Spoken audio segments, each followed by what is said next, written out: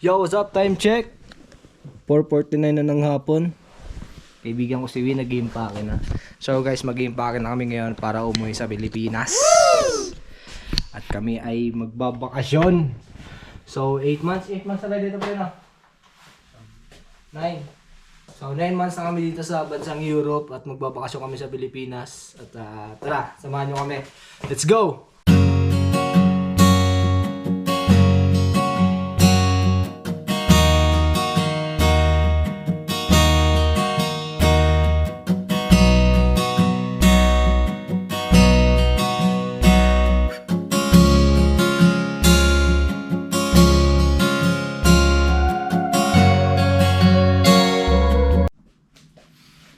So, sa mga uwi ng Pilipinas dyan, bili kayo nito.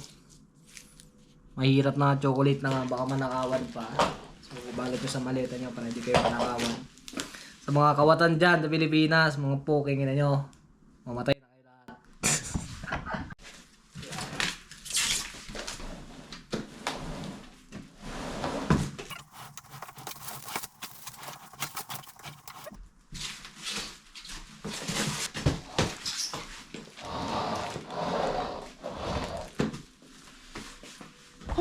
Ayun, tapos na namin impake yung aming maleta.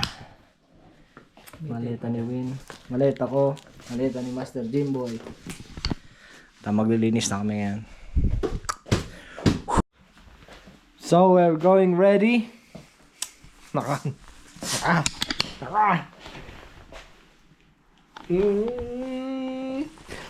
So ito yung aking maleta, nakabalat na yan, naka-wrap na yan. Turtleneck. So, mamaya pa naman yung ano namin, yung alis namin. So, 10:31 na. So, 11:31. Tinry ko lang. Out the jet!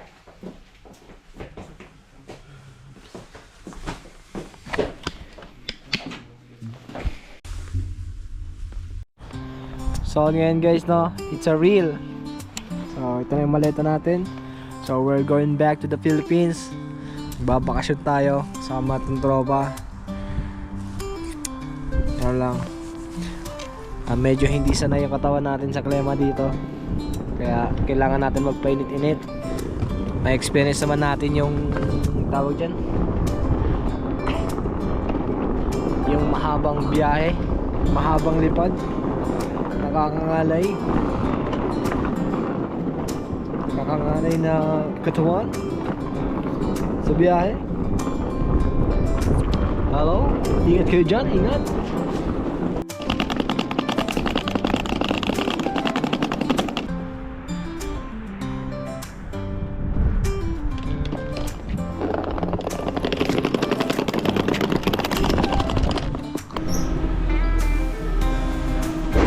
So kakababa lang namin ng tren yung truck sa likod. Nakikita niyo ito. Bali ay nandito na kami sa Don Bosco. So nandito yung bus na sasakyan namin papunta ng Bena. At Bena to China.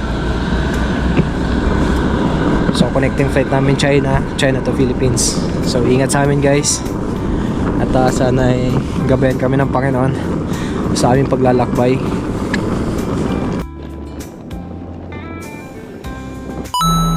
So hello, good morning. We are here in Bena. Kakaraling na natin. Tara!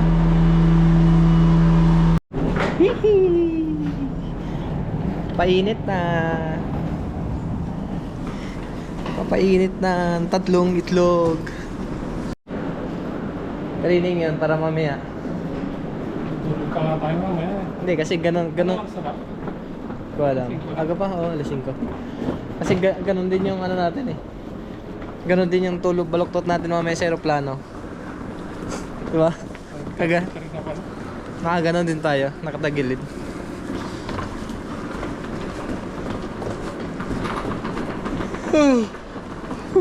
Antok. Shit.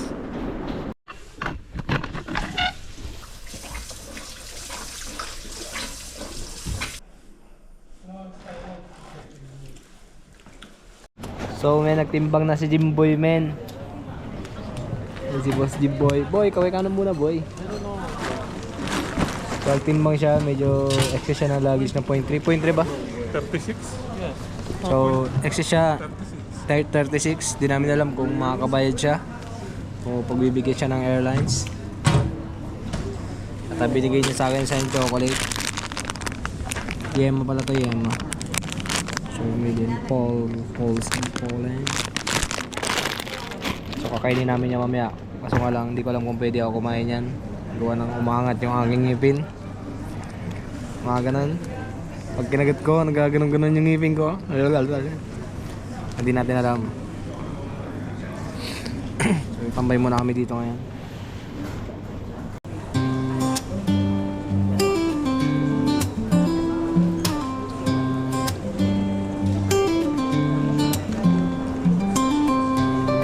Kawawa naman yung ano mo, boy.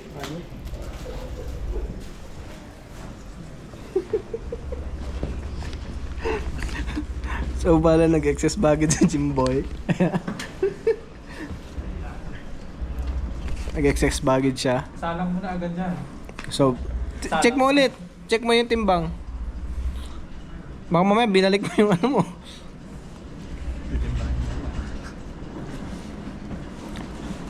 So, nag-excess baggage siya.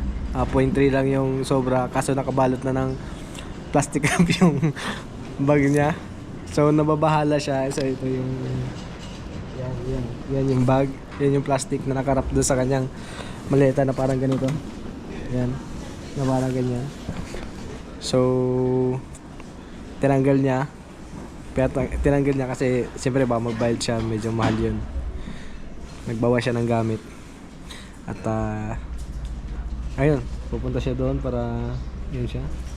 Pupunta siya doon para... ipabalot ulit yung bag. Gara.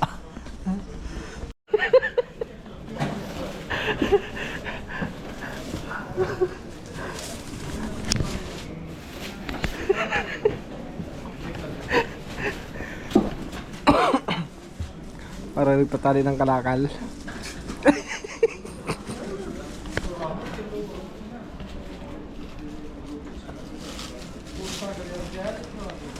Iniwan na nila yung... Boy, iniwan ka na ng mga piloto, boy. Oh, yung piloto yung isa dito nag-impacking pa.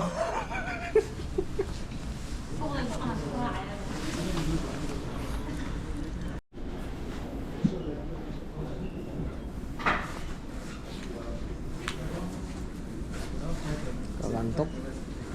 Matulog siyang nakahiga eh. Wala ba tayong ligan doon? Pwede na tayo matulog dito.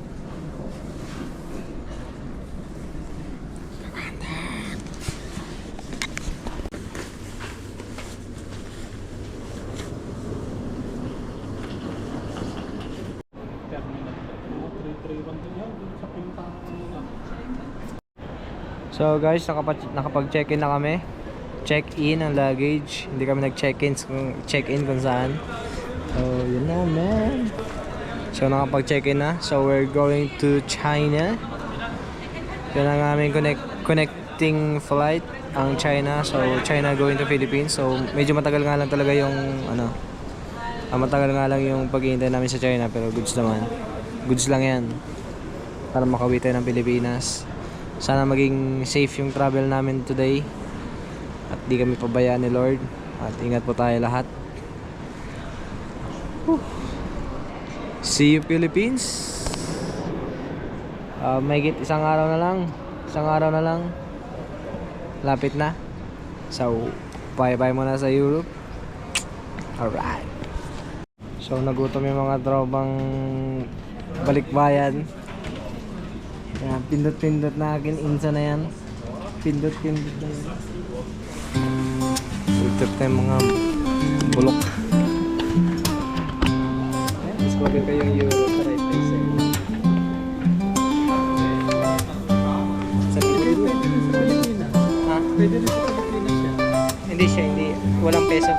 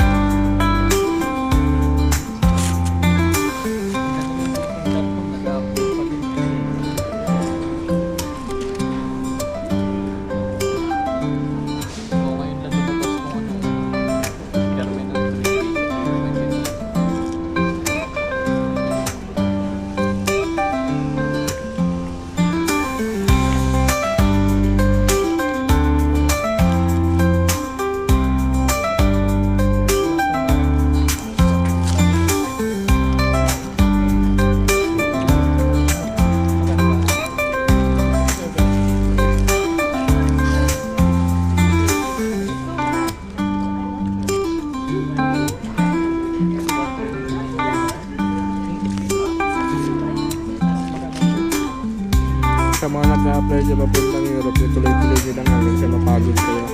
Hanggang sa sumuko kayo.